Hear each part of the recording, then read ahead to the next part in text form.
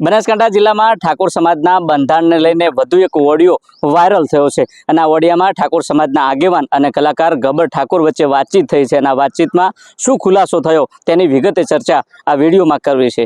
વૈષ્ણવજન તો તેને કહીએ જે પીડ પરાઈ જાનાને રે।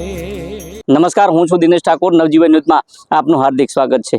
આમ તો જે 3 જિલ્લાના 27 તાલુકાના ઠાકોર સમાજના આગેવાનો દ્વારા બંધારણ ઘડવામાં આવ્યું હતું અને આ બંધારણનો મુખ્ય હેતુ છે કે ઠાકોર સમાજમાં જે ખર્ચાઓની જે બધી છે તેને ઘટાડવા માટે અનેક જે 16 મુદ્દાઓ હતા 16 મુદ્દાને આવરી લેવામાં આવ્યા હતા, પરંતુ ક્યાંક ને ક્યાંક ડીસાના જાબડિયા ગામના કલાકાર દ્વારા આ ડીજે વગાડી તેનો વિડીયો વાયરલ કરતા આખરે આ બંધારણના નીતિ નિયમોનું ઉલ્લંઘન કર્યા હોવાનું સામે આવ્યું હતું। જોકે આ નીતિ નિયમોનું ઉલ્લંઘન કરતા આખરે ઠાકોર સમાજ દ્વારા તેમને નાતબાર મૂક્યા છે અને નાતબાર મૂકતાની સાથે અનેક સવાલો થયા છે। જોકે આજે એક ઓડિયો વાયરલ થયો છે। આ ઓડિયોને નવજીવન પુષ્ટિ નથી કરતું, પરંતુ ક્યાંક ને ક્યાંક ઠાકોર સમાજના આગેવાન અને કલાકાર ગબ્બર ઠાકોર વચ્ચે વાતચીત થઈ છે અને આ વાતચીતમાં અનેક સવાલો થયા છે। પહેલા તમે એ સાંભળો કે આ વાતચીતમાં આ જે ઓડિયો વાયરલ થયો છે તેમાં શું કહ્યું।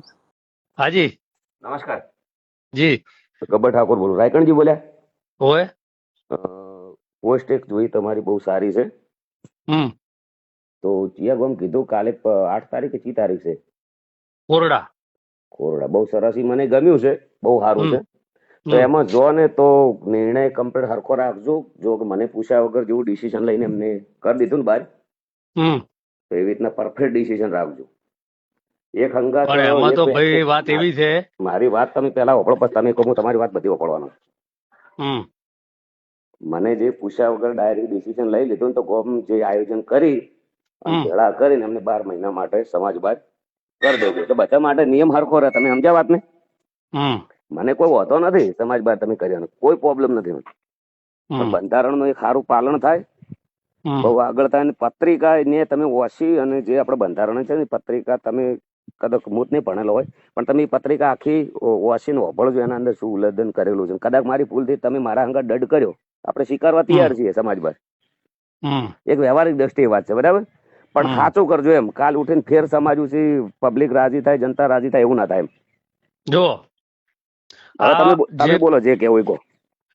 આ જે કોરડાનો છે ને એ કોરડાની ગ્રામ સમિતિ એ નક્કી કરી વાત છે, અને એની અંદર જે બંધારણ સમિતિમાં બંધારણ સમિતિમાં નથી, એટલે શું કરવાના છે શું હે તમે નહીં હોય તો હતા આપણા અંદર, તો તમે હંગાત રહ્યા છો એમ નહીં, હું સમાજની સાથે વાત તો આપણો સજેજીને તમે લઈ ગયા છો, તમારા હાથે તમે માઇક આપ્યું છે એમને।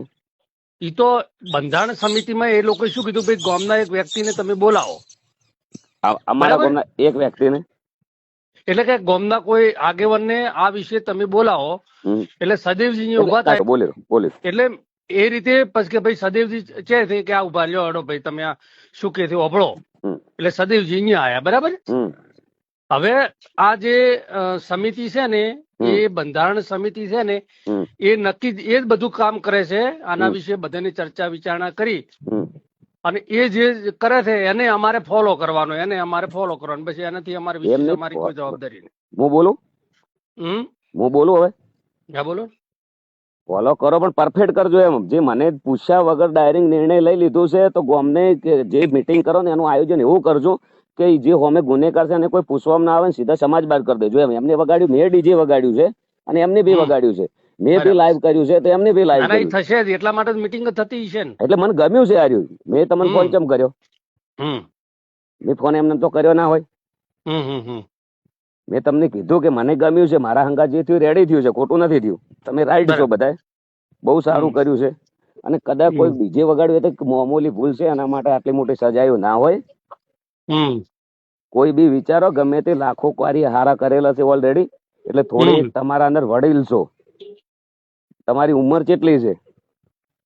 આ તો ગામના 2, 3, 4 વ્યક્તિઓની પર્સનલ દુશ્મની છે। તમે જુદી પ્રકારે આ ઓડિયોમાં જે વાતચીત થઈ છે અને વાતચીતમાં કહેવામાં આવ્યું છે કે જે સમાજના બંધારણ સમિતિ દ્વારા જે નિર્ણય લેવામાં આવ્યો છે આ નિર્ણયમાં ગબ્બર ઠાકોર કલાકાર અને અર્જુન ઠાકોરને પૂછવામાં આવ્યું નથી કે તેમને કેમ ડીજે વગાડ્યું છે અને પૂછ્યા વગર આ તેમને નાતબાર મૂક્યા છે અને આ જે નિયમ લેવામાં આવ્યો છે આ નિયમ જે અન્ય સમાજના જે ઠાકોર સમાજના લોકો દ્વારા જે ડીજે વગાડવામાં આવ્યું છે તેમને પર આ પ્રકારની કાર્યવાહી કરવામાં આવે તેમને પણ પૂછવામાં ન આવે તે પ્રકારનો ઓડિયોમાં આ વાયરલ થયો છે. જો કે આ તમામ બાબતને લઈને નવજીવન દ્વારા આ ઓડિયો છે આ ઓડિયોની પુષ્ટિ કરવામાં નથી આવી, પરંતુ આવનાર સમયમાં ઠાકોર સમાજની બંધારણ સમિતિ દ્વારા જે જિલ્લાના જે તાલુકાઓ છે આ તાલુકાના ગામોમાં વસવાટ કરતા ઠાકોર સમાજના લોકો દ્વારા જે ડીજે વગાડવામાં આવ્યું છે આ ડીજેને લઈને ઠાકોર સમાજની બંધારણ સમિતિ દ્વારા કેવી કાર્યવાહી કરવામાં આવશે તે તો આવનારો સમય બતાવશે.